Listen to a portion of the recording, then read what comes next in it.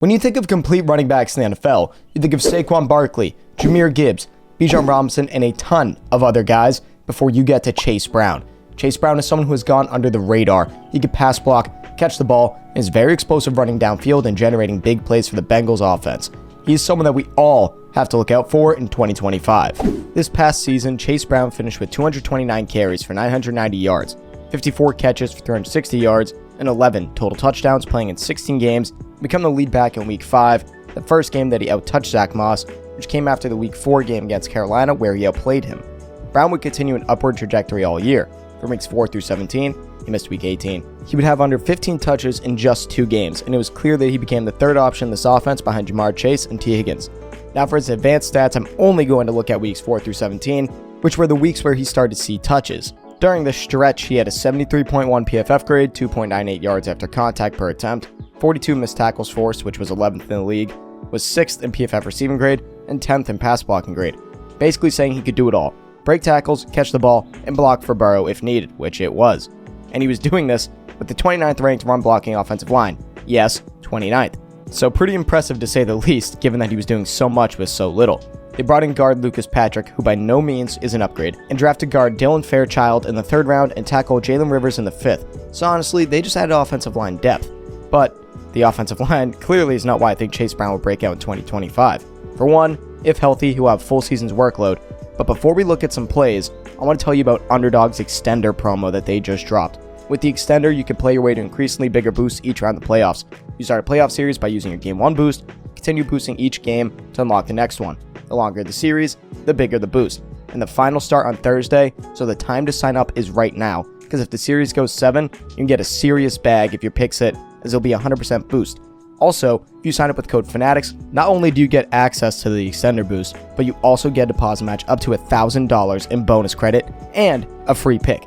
Nothing is better than that. Make sure you sign up with code Fanatics right now. I first want to look at his ability to force missed tackles and his contact balance with this run against Tennessee. The Bengals run a motion here, bringing another guy down the line of scrimmage, having 7 guys there on defense, but that does not matter. The ball is snapped, Brown takes up the A-gap following the pulling guard in Ted Karras, where Jeffrey Simmons, one of the league's best defensive tackles, is waiting for him, but as he is fending him off, linebacker Luke Gifford is coming right at him too.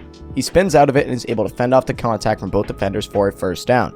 This is truly exceptional, showing his ability to fight through contact, no matter how big or small, because these weren't big hits at all. His quick feet on the spin move is just exciting to watch. He's an explosive player, and you can see it on these types of moves, where he breaks a tackle and spins out of it for a first down.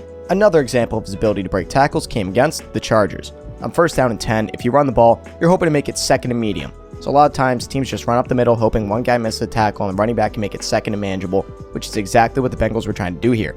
Chase Brown gets it up the middle, doesn't break just 1 tackle, not 2, but 3 on his way to a 27-yard gain. He's so slippery, is almost always able to stay balanced after the first hit, and it truly is impressive. You don't see this in every running back. I mean, it's a simple run concept, just an inside zone up the middle, and it seems like every time he is hit, when he's accelerating, he's impossible to bring down. He's able to go from 0 to 60 really quickly because he has that top-notch speed, but his acceleration is elite. That helps him make this type of play consistently. You can see that acceleration on this play against the Panthers. Not breaking it down, but a toss play with great blocking for the tight end and the O-line. As soon as that hole opens up, he's like Lightning McQueen. He did get tripped up, but the ability is on display here. But another play versus the Panthers, and trust me, a lot of running backs had some great highlights versus them last year. This one shows everything. Contact balance, acceleration is underrated patience waiting for the blocks to develop and the holes to open up. In the pistol, they have the tight end motion in as a fullback, another tight end motion as the ball snapped to basically become a pulling blocker.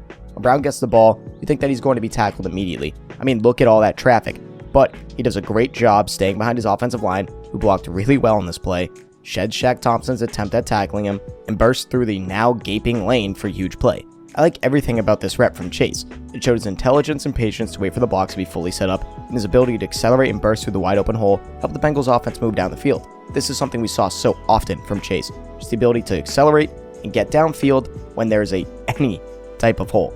The last running play I want to look at for Brown is a long touchdown run against the Giants. The Giants load the box on this run, with 8 guys in the box and a safety in the middle field in case he gets by them.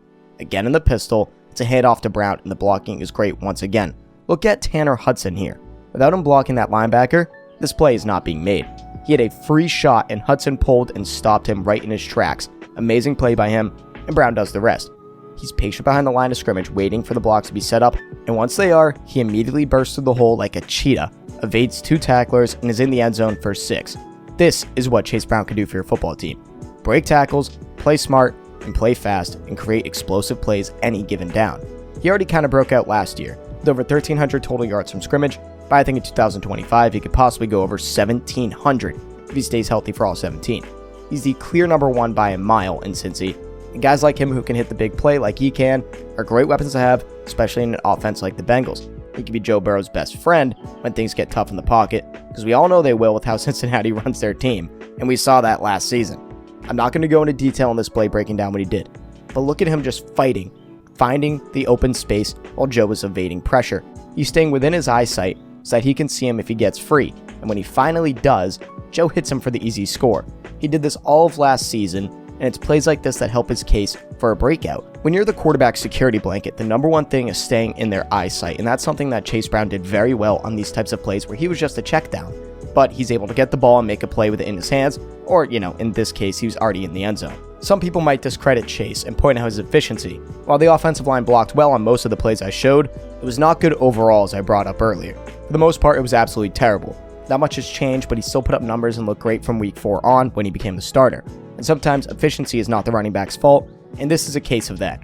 I assume he'll be better this year, but with the offensive line not changing, you never know what'll happen. Maybe he still is just over 4 yards per carry like he was last year with 4.3, but with his big play ability, there's a chance he can get to the upper 4s. Chase Brown is such an intelligent player that will succeed in 2025. He has the combinations of every skill a running back needs, and he was finally able to put on display in 2024. Blocking, pass catching, quick bursts and acceleration, quick feet on cuts, patience, vision. There is seriously nothing Chase Brown cannot do in my eyes. An explosive offense with Joe Burrow at quarterback, Jamar Teagan's at wide receiver, and hell, even Mike Gesicki's good at tight end. You can expect 60 catches and well over 300 touches for Chase Brown this season, en route to a 1,700-yard, 10-plus touchdown year for the soon-to-be elite running back.